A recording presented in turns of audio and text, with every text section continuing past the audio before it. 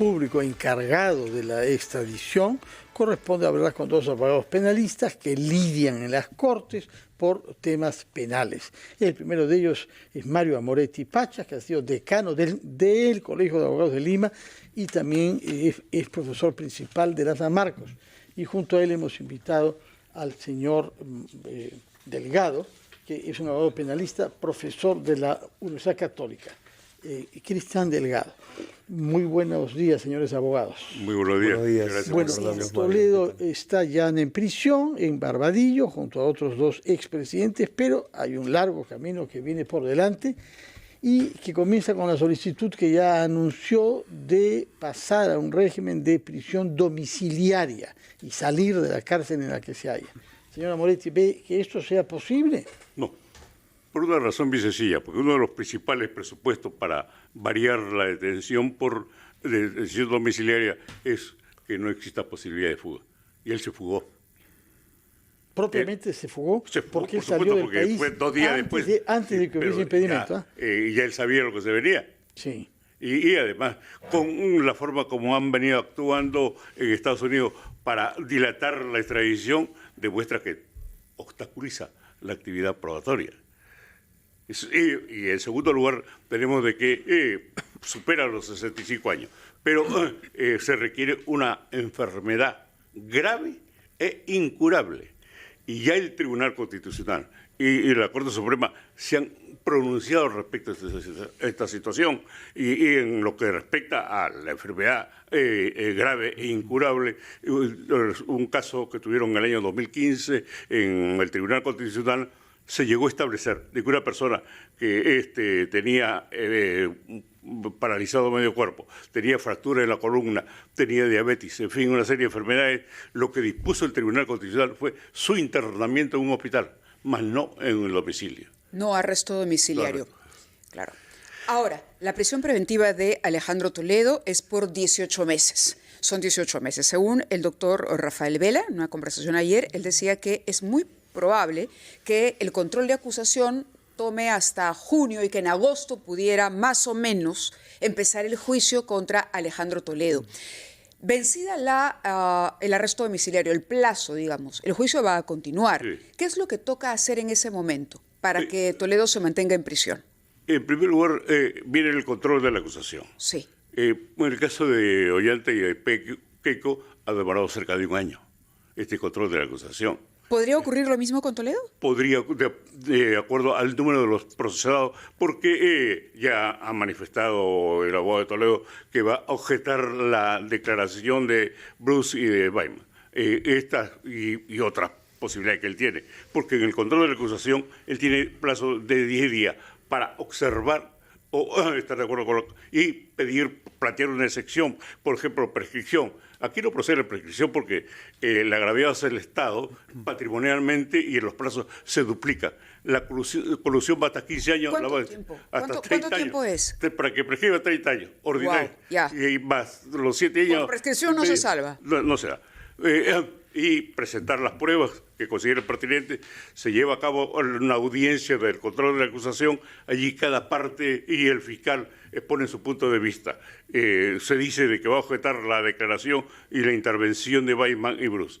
Ya el fiscal demostrará la pertinencia y la utilidad de estas declaraciones. Es ahí que tenemos nosotros que se va a dilatar esta audiencia. O sea que no está de acuerdo con lo que Mávila ha recordado, que ha dicho, que ha afirmado en el fiscal Vela, que la acusación podría ser en julio y que el juicio podría comenzar en agosto y terminar, dijo, a fines de año si todo discurre bien. No creo. Pasado ya, antes de que se venzan los 18 meses, el fiscal puede solicitar la prolongación de la prisión preventiva.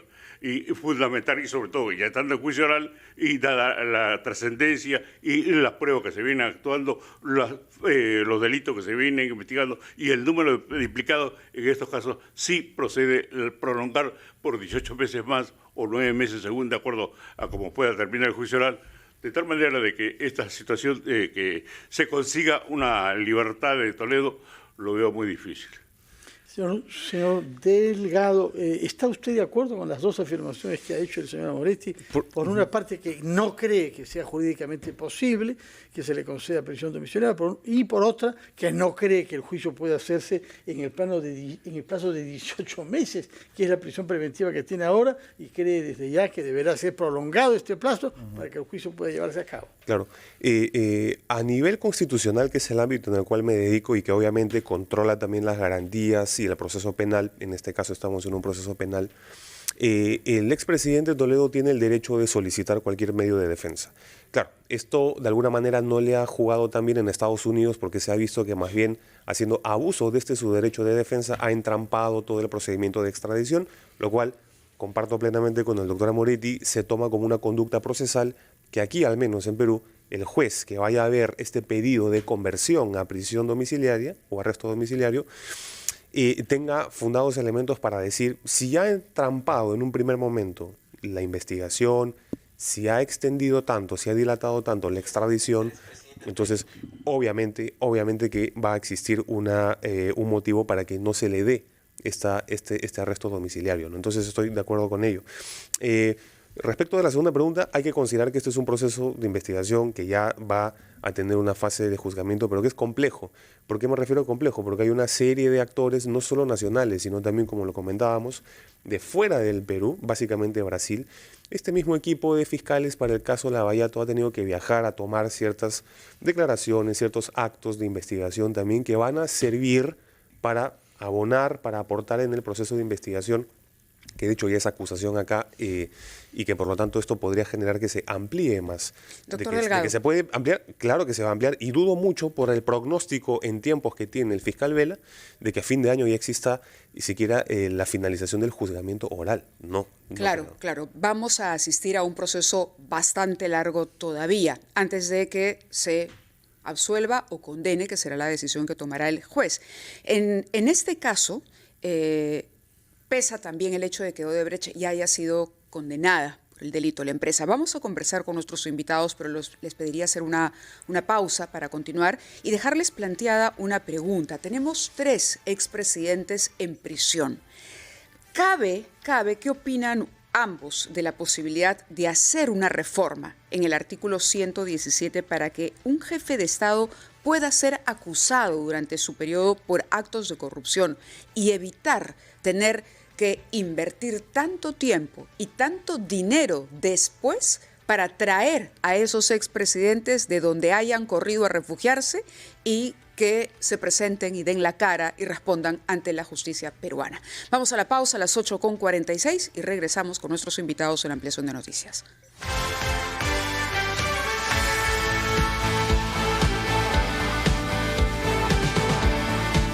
Conversando a esta hora de la mañana, 8:51, con el doctor Mario Amoretti, exdecano del Colegio de Abogados de Lima, y también nos acompaña aquí en los estudios Cristian Delgado Suárez. Él es abogado por la Universidad de Lima, docente universitario en Derecho Constitucional.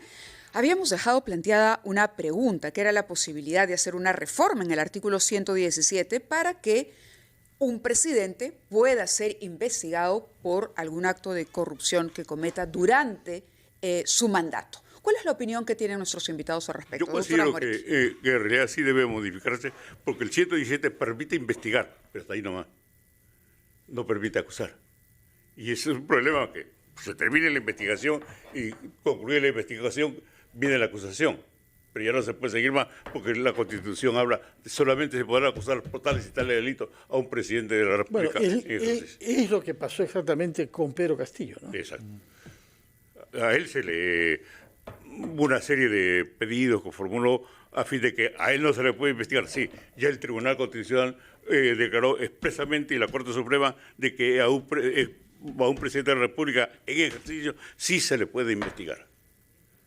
Debe modificarse en forma expresa de que también se le debe darle la facultad para que el fiscal en su momento acuse y se le lleve a un juzgamiento a un presidente en ejercicio.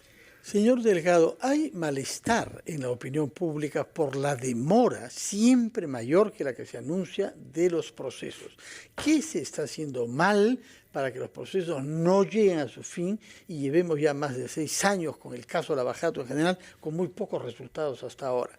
Por su parte, los fiscales dicen que deberían haber jueces dedicados exclusivamente a esto, como es el caso de los fiscales. ¿Cuál es su opinión, usted que lidia en tribunales? Yo creo que en primer lugar habría que mencionar de que hay procesos de toda índole, civiles, penales, complejos. Y yo creo que cuando la Fiscalía intenta complicar o complejizar más estos procesos, incorporando a más testigos, a más personas, a más sujetos que realmente tienen una participación periférica, incidental, o sea, que no básicamente trata el punto de la investigación de un delito, yo estimo de que esto termina haciendo que el proceso sea más dilatado. Y tenemos pues, ¿qué tenemos? Tenemos las ampliaciones de las investigaciones, cuando al final de cuentas creo que esto podría ser más efectivo si es que los fiscales realmente definieran bien cuál es el objeto controvertido, o sea, cuáles son los hechos que se van a plantear, que se tienen que decidir en la investigación y en la futura acusación, para evitar tener que invitar a todos, tener que ampliar el proceso de investigación y por lo tanto incluso afectar de repente pues el honor o la dignidad de ciertas personas que al final de cuentas no han tenido ningún tipo de participación, pero ya se ven de alguna manera perjudicadas por haber transitado por un proceso penal, ¿no? Yo creo que mientras más claro se tenga sobre el objeto, el debate, el punto que se va a tratar y los sujetos que se van a intervenir, los fiscales podrían optimizar más estos recursos escasos en el proceso, que es tiempo, dinero y esfuerzo, ¿no? Doctora Moretti, quería preguntar también, bueno, a ambos, a quien quiera responder.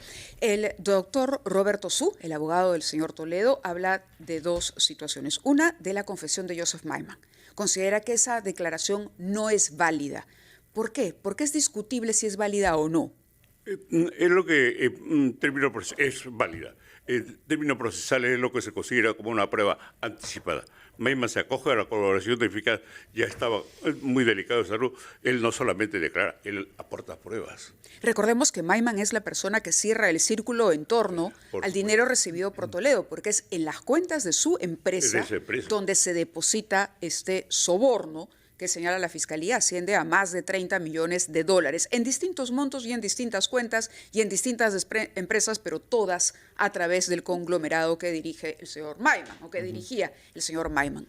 Entonces sí vale. Por supuesto, y sobre todo que él da las pruebas respecto al destino del dinero que él recibió de parte de Odebrecht. Y sobre todo tenemos que ver, y se dice, no hay una prueba, perdón, la corrupción no da recibo. Y tenemos nosotros que recurrir a la prueba indiciaria. Ya en el caso de Fujimori, los fujimoristas decían, no hay prueba plena de que Fujimori haya ordenado que se mate. Se recurrió a la prueba, a los indicios que se consideran a las finales, cuando son varios pruebas indiciarias, y en base a ello. Aquí tenemos nosotros, lo primero, una prueba indiciaria, la reunión de Odebrecht con Toledo. Posteriormente, el pago de los $35 millones a favor de Maiman. Maiman distribuye el dinero y se crea Ecoteva. Ecoteva adquiere los bienes a favor de la suegra, según de Toledo. Pero ¿quién ocupa los bienes? Follow the money. Sigue la ruta del dinero. No, pues, aquí no podemos decir, no hay una prueba plena, pero recurramos a los datos, a los indicios, y eso nos lleva a una conclusión, como se está haciendo en el caso de Castillo. De tal manera de que no se requiere una prueba directa, un documento para poder demostrar. Pero sí, llegamos nosotros a esta reunión de indicios y que se concluye como prueba indiciaria para establecer la comisión del hecho delictivo y la responsabilidad de Toledo. Ahora, llama la atención que los fiscales que tienen este trabajo enorme y esta complejidad que ha sido referida ya, no hayan conseguido un aumento considerable de su presupuesto. Se ha venido solicitando hace varios años, hay diversos gobiernos que han pasado y nadie considera útil aumentar el presupuesto de la Fiscalía. Y aparentemente tampoco en el Poder Judicial se está facilitando que haya un equipo de jueces exclusivamente dedicado al caso de Lavajato. ¿Por qué, según su experiencia, señor Delgado? Yo creo porque todo parte de que esta llamada autonomía económica, por así decirlo, que se garantiza a los poderes del Estado, a las instituciones públicas, realmente es una cuestión literal. O sea, no se aplica en la realidad. ¿Por qué? Porque vemos de que cada año, cada titular del pliego tiene que pasar por el Congreso para justificar su gasto y su presupuesto anual. Lamentablemente, esto significa de que tienen que pedir y se le tiene que autorizar lo que el titular del pliego ya ha sacado las cuentas y ha dicho, esto es lo que va a costar llevar adelante o ejecutar mis funciones. La labor de la Fiscalía, del Ministerio Público, de investigación, no solo es del Ministerio Público, actúa interoperativamente con la policía, con otro tipo de repente de entidades que pueden prestar este soporte y ayuda. Entonces, si faltan los recursos, si falta el presupuesto, de manera completa no se va a poder llevar adelante este tipo de investigaciones. Quería tan solo aportar o también poder mencionar respecto de la pregunta anterior, la valoración en conjunto de todos estos medios de prueba, además de los indiciarios, podría, por ejemplo, también hacer de que veamos lo que se dio en Brasil. Marcelo Odebrecht, condenado, que ya está purgando su pena en prisión domiciliaria, por cierto, por la colaboración eficaz que hizo con los fiscales en Brasil, él ya declaró de que incluso daba dinero para las campañas de Alejandro Toledo. La parte corruptora, por así decirlo, en este proceso de colusión y de lavado de activos que está transitando, que está haciendo, que está teniendo el expresidente Toledo, de alguna manera ya se ha visto corroborado en gran medida pues, por estas declaraciones y por la sentencia misma que condena a Marcelo Odebrecht. Entonces, la defensa que está haciendo el expresidente la tiene que hacer porque no tiene otra solución, no tiene otra forma de defenderse. Por eso yo también pienso de que lo más previsible que va a ocurrir acá es de que en cierto punto el expresidente va a querer adherirse a un pacto de repente de colaboración eficaz. Veremos, para reducir, eso cambiaría mucho la situación. Para reducir en todo caso, pena, muchas gracias por estar acá con nosotros, señora Moretti. Por favor, sí. Yo que ejerzo la profesión, es deplorable, así lo digo expresamente, lo he dicho en un libro, es deplorable la forma como se administra la justicia en el país, por la carencia de presupuesto de parte del Ejecutivo. ¿En qué sentido deplorable? ¿Qué cosa es lo que usted ve? Lo local. Es decir, es 4 metros y ahí se le tiene que tomar la declaración a alguien que ha sido objeto de una violación sexual. Y todo el mundo está escuchando. Sí, presecretario, un juez, es algo, y el fiscal, y los abogados, es algo lamentable. Sí, bueno. En realidad hay muchísimo que hacer para mejorar la administración de justicia del país, empezando por las críticas que acaba de hacer el doctor Amoretti con conocimiento de causa. Muchas gracias a nuestros invitados por aportar, además, más allá del tema, con estas reflexiones. Nosotros, Fernando, nos vamos